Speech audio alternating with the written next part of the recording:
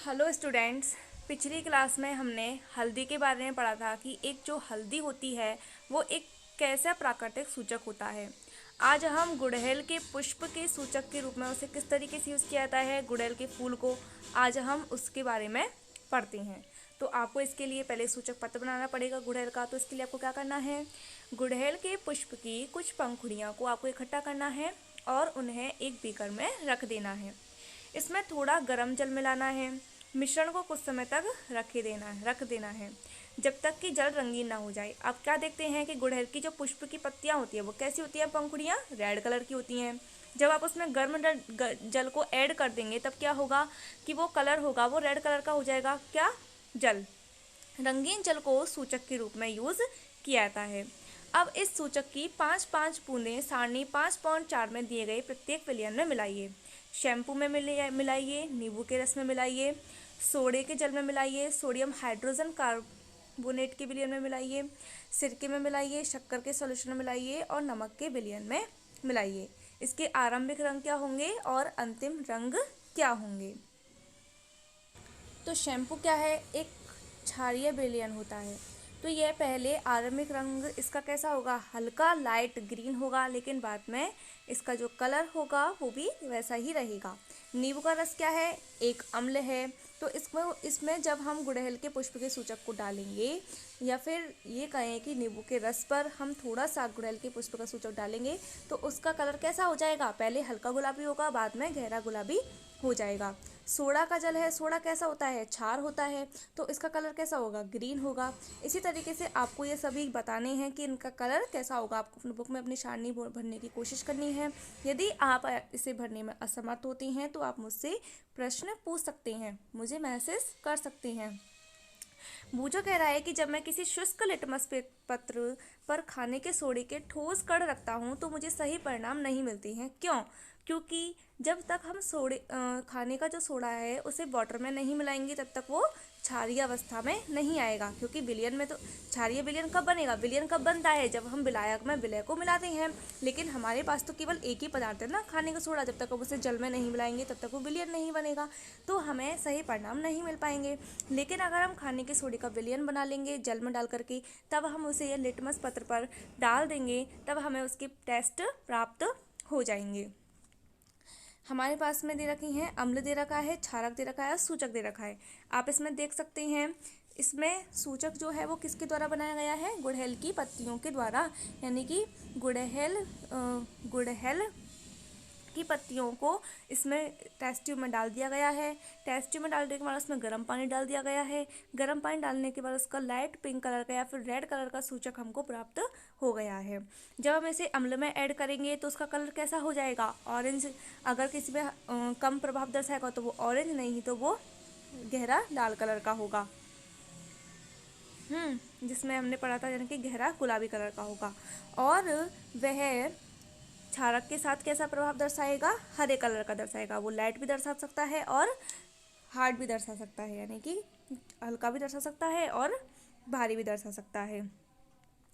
आप इन प्राकृतिक सूचकों को बनाकर उनसे अम्लीय, क्षारकीय और उदासीन विलयनों में रंग परिवर्तन को देखने का प्रयास कर सकते हैं। पहेली आपके लिए निम्नानुसार समस्या लेकर आई है। कॉफ़ी का रंग है भूरा, स्वाद है कड़वा, अम्ल है या क्षार है। प्रश्न बड़ा ही है दुश्वार, स्वाद के कारण से अनजान, बिना परीक्षण के हो ना ज्ञान। यानी कि कॉफ़ी ना तो अम्ल है ना ही क्षार है। इसमें काफ़ी ऐसे पदार्थ पाए जाते हैं जिसके कारण इसका कलर कैसा होता है, भूरा होता है और स्वाद में कड़वाहट पाई जाती है। इस प्रकार से चाय में भी होता है, ना चाय अम्ल होती है ना क्षार होता है। हाँ, इसमें थोड़ी मात्रा में अम्ल पाए जा सकते हैं, लेकिन कॉफ़ी में भी थोड़ी मात्रा में अम्ल पाए जा सकते हैं, लेकिन ये इनमें पाए जाने वाले विशेष पदार्थों के कारण होता है। क्रियाकलाप 5.4 क्या कहती है, शिक्षिका से अपेक्षित है कि वे अपने विद्यालय की प्रयोगशाला तथा आसपास के किसी विद्यालय से निम्नलिखित रसायनों के तनु विलयन ले। तनु विलयन का मतलब क्या होता है, तनु विलयन वे विलयन होते हैं जिसमें जल की मात्रा ज़्यादा हो और विलय की मात्रा कम हो, तो उन्हें हम तनु विलयन कहते हैं। जैसे कि हाइड्रोक्लोरिक अम्ल लेना है, सल्फ्यूरिक अम्ल लेना है, नाइट्रिक अम्ल लेना है, एसिटिक अम्ल लेना है, सोडियम हाइड्रोक्साइड लेना है, अमोनियम हाइड्रोक्साइड लेना है, कैल्शियम हाइड्रोक्साइड लेना है। इनमें से प्रत्येक विलयन पर तीनों सूचकों के प्रभाव को हमें प्रदर्शित करना है और अपने सारे प्रेक्षणों को सारणी 5.5 में लिखना है। जैसे कि आपके पास है हाइड्रोक्लोरिक अम्ल, ठीक है। हाइड्रोक्लोरिक अम्ल का लिटमस पत्र पर अगर हम उसे डालेंगे तो उस पर क्या प्रभाव पड़ेगा, नीले और लाल दोनों पर। हल्दी के प्रभाव पत्र पर क्या प्रभाव पड़ेगा और गुड़हल के पुष्प के सूचक पर क्या प्रभाव पड़ेगा। क्योंकि हमने यहाँ पर सभी क्या लिए हैं, तनु विलयन लिए हैं। जैसे कि हाइड्रोक्लोरिक अम्ल है वो एक अम्ल है, सल्फ्यूरिक अम्ल भी एक अम्ल है, नाइट्रिक अम्ल एक अम्ल है, एसिटिक अम्ल एक अम्ल है, लेकिन सोडियम हाइड्रोक्साइड, अमोनियम हाइड्रोक्साइड और कैल्शियम हाइड्रोक्साइड ये क्या है, क्षार हैं। ये 3 क्षार हैं और बाकी सभी अम्ल हैं। मैंने आपको इस बारे में बता दिया है कि अम्ल क्या है और क्षार क्या है। अब आपको अपनी बुक में ये सारणी को भरना है, अपनी कॉपी में अपनी सारणी को भरना है कि अम्ल पर लिटमस पत्र का क्या प्रभाव पड़ता है, हल्दी के पत्र पर क्या प्रभाव पड़ता है और गुड़हल के पुष्प पर के सूचक पर क्या प्रभाव पड़ता है। प्रयोगशाला चेतावनी आपको दे रखी है कि प्रयोगशाला अम्ल तथा क्षारकों के रखरखाव उपयोग में बहुत ही सावधानी बरतनी चाहिए, क्योंकि ये संक्षारक प्रकृति के होते हैं जो कि हमारे स्किन में जलन उत्पन्न कर सकती हैं और उन्हें हानि पहुंचा सकते हैं। अब हम पढ़ते हैं उदासीनीकरण की प्रक्रिया के बारे में। हमने पढ़ा है कि अम्ल नीले लिटमस पत्र को लाल कर देते हैं और क्षार जो होती हैं वो लाल लिटमस पत्र को नीला कर देते हैं, ठीक है। ये सभी हमने पढ़ लिया है। आइए अब हम ये देखते हैं कि जब किसी अम्ल को किसी क्षारक में मिलाया जाता है तो क्या होता है। क्या हम उस सूचक का उपयोग करने जा रहे हैं जिसका आपने अभी तक उपयोग ही नहीं किया है, इसे हम फिनोल्फ्थलीन कहते हैं। तो इसके लिए हमें एक क्रियाकलाप करना होगा। क्रियाकलाप क्या है, ये शिक्षक के द्वारा कक्षा में निर्देशित किया जाना चाहिए। आपको क्या करना है, आपको एक टेस्ट ट्यूब लेनी है, उसके 1/4 भाग को तनु हाइड्रोक्लोरिक अम्ल से भर देना है। कौन से भाग को, 1/4 भाग को। अब आपको क्या करना है, इसका रंग नोट कर लेना है। तनु हाइड्रोक्लोरिक अम्ल का कलर आपको देख लेना है कैसा होता है। फिनोल्फ्थलीन विलयन के रंग को भी नोट कर लेना है। सूचक के 2 से 3 बूंद अम्ल में मिलाइए। किसी भी सूचक का मिला सकते हैं आप, ठीक है। गुड़हल के सूचक को भी मिला सकते हैं, हल्दी के सूचक के बूंद को भी मिला सकते हैं आप। परख नली को अब आपको क्या करना है, धीरे धीरे हिलाना है। क्या आपको अम्ल के रंग में कोई परिवर्तन दिखाई देता है। तो देखिए HCl जो होता है वो कैसा होता है, कलरलेस होता है, यानी कि रंगहीन होता है, उसमें कोई भी रंग नहीं होता है। लेकिन फिनोल्फ्थलीन कैसे कलर का होता है, पिंक कलर का होता है। वो उसकी सांद्रता पर निर्भर करता है, वो लाइट कलर का भी हो सकता है और हाई कलर का भी हो सकता है। तो आपको क्या करना है, उसमें अगर आप 2 से 3 बूंद अम्ल में फिनोल्फ्थलीन सॉल्यूशन की डाल देंगे तो उसका कलर कैसा हो जाएगा, लाइट पिंक हो जाएगा। अब आपको क्या करना है, परख नली को धीरे धीरे हिलाएंगे तो अम्ल के रंग में थोड़ा परिवर्तन होता है। अम्लीय विलयन में ड्रॉपर से अब आपको क्या करना है, सोडियम हाइड्रोक्साइड की 1 बूंद डालनी है, केवल 1 बूंद डालनी है आपको क्या करना है, परख नली को धीरे धीरे हिलाना है। क्या विलयन के रंग में कोई परिवर्तन होता है। चलिए इस वाले क्रियाकलाप को एक बार फिर से रिपीट करते हैं।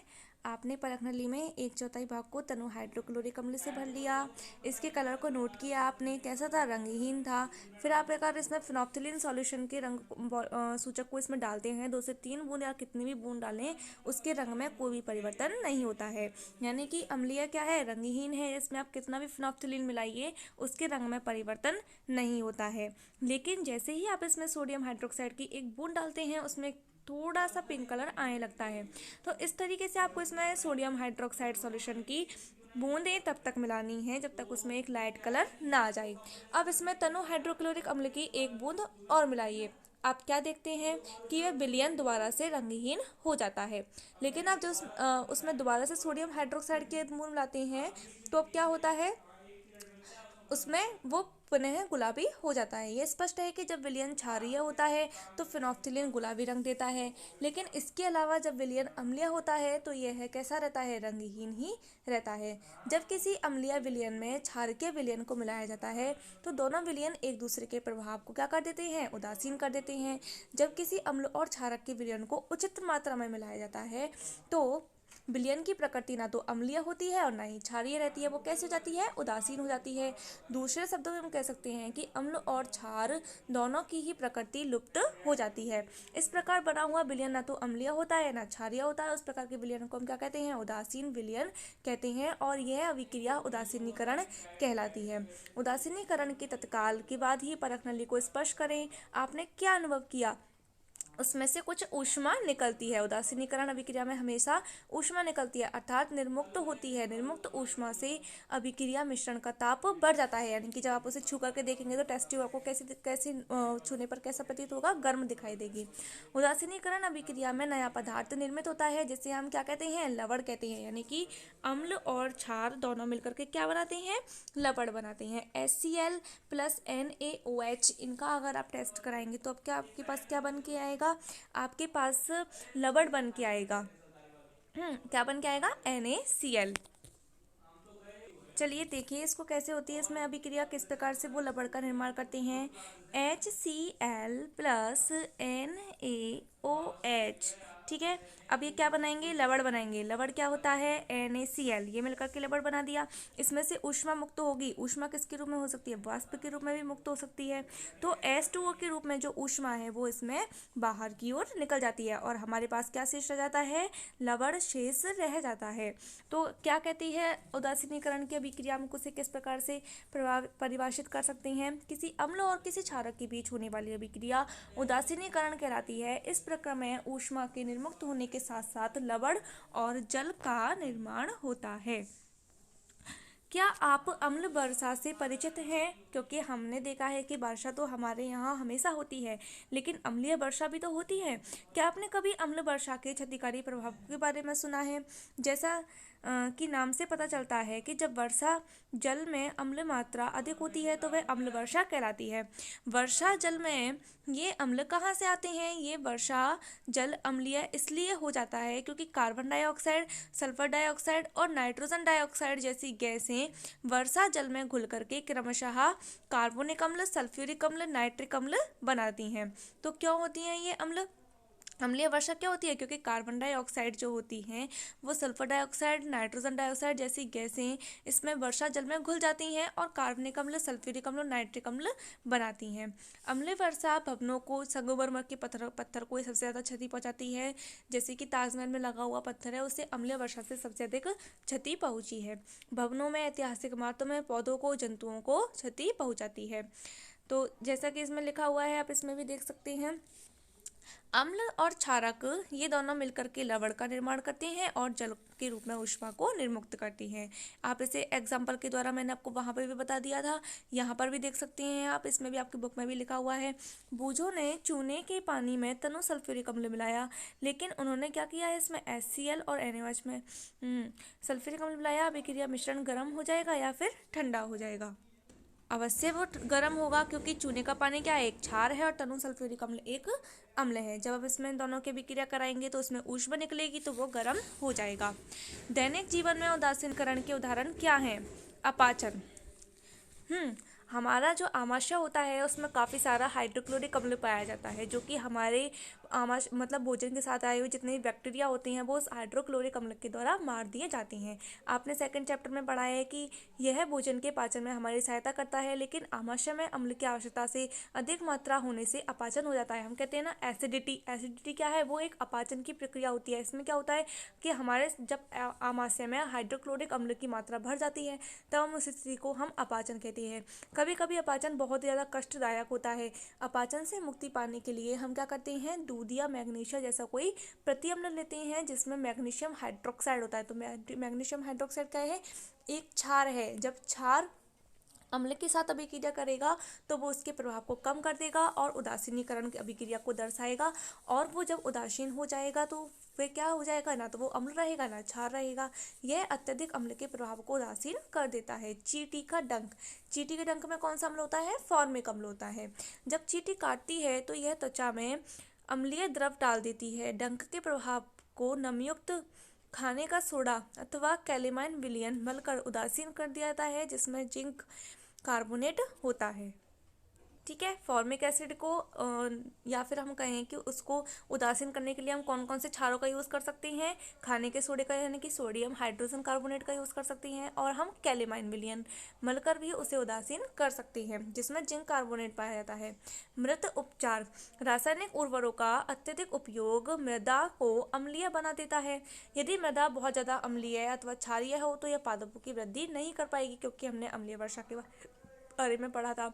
जब मृदा अत्यधिक अम्लीय होती है तो उसे हम बिना बुझे हुए चूने यानी कि कैल्शियम ऑक्साइड तथा बुझा हुआ चूना कैल्शियम हाइड्रोक्साइड जैसे क्षारकों से उपचारित कर देते हैं। यदि मृदा क्षारीय है तो इसमें जैव पदार्थ मिलाए जाते हैं। जैव पदार्थ जैसे कि उसमें अम्ल मिलाए जाते हैं, कंपोस्ट खाद मिलाई जाती है, मृदा में अम्ल निर्मुक्त की जाती है जो कि इसकी क्षारीय प्रकृति को क्या कर देती है, उदासीन कर देती है। कारखानों का अपशिष्ट। अच्छे कारखानों के अपशिष्ट में अम्लीय पदार्थ मिश्रित होते हैं। यदि ऐसे अपशिष्ट पदार्थों को सीधे ही जलाशयों व नदियों में बहने दिया जाए तो मछली और अन्य जलीय जीवों को अम्ल नष्ट कर सकते हैं। अतः कारखाने के अपशिष्ट को जलाशयों और नदियों में विसर्जित करने से पहले क्षारकीय पदार्थ मिलाकर के उदासीन किया जाता है। ठीक है, यहाँ पर आपका चैप्टर खत्म हो गया है। इसमें हमने किस किस शब्दों के बारे में पढ़ा? हमने इसमें अम्ल के बारे में पढ़ा, क्षार के बारे में पढ़ा, सूचक के बारे में पढ़ा, उदासीन विलयन के बारे में पढ़ा, उदासीनीकरण अभिक्रिया क्या होती है इसके बारे में पढ़ा, और लवण के बारे में पढ़ा। आपके क्वेश्चन आंसर्स मैं आपको भेज दूंगी, इंपॉर्टेंट क्वेश्चंस भी भेज दूंगी, और आप अपनी कॉपी में कर लीजिएगा और होमवर्क कंप्लीट कर लीजिएगा। And thank you very much.